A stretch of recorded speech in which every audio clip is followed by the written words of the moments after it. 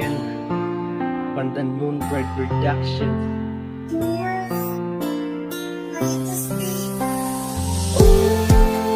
Tamado mo ang mensahe ko, alangkanin mo, kaya ko nabihag mo. Tamad mo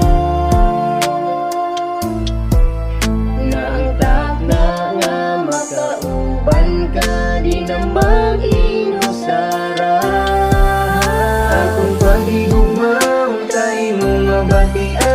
Mabalan mo nga, ikaw lang nasa lughan. Ang bariyo na ko, nga naglaong kanimo. Unta ko nang maangkunog, madawat ang gugma mo.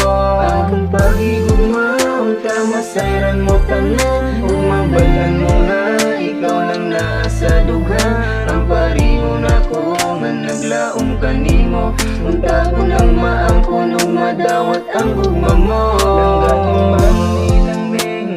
Ikaw lang yun usa, ikaw lang yun ang permi na kung gihuna-huna. Sulod sa akong utok, dili ka malimtan. Bisan og sa damgo, ikaw ako ang makita. Naunsan ako, nabuang nakaha.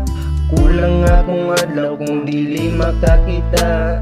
Sa imong kaanyag ug imong kagwapa, di ka ibay lubisan pa og niban. Akong pag-igugma, unta imong mabatian. Ug mabalan mo nga, ikaw lang nasa lughan. Ang parihong ako, nga naglaom kanimo. Unta ko nang maangkon ug madawat ang gugma mo. Akong pag-igugma, unta masayran mo tanan. Ug mabalan mo nga, ikaw lang nasa lughan. Ang parihong ako, nga naglaom kanimo. Unta ko nang maangkon ug madawat ang gugma mo.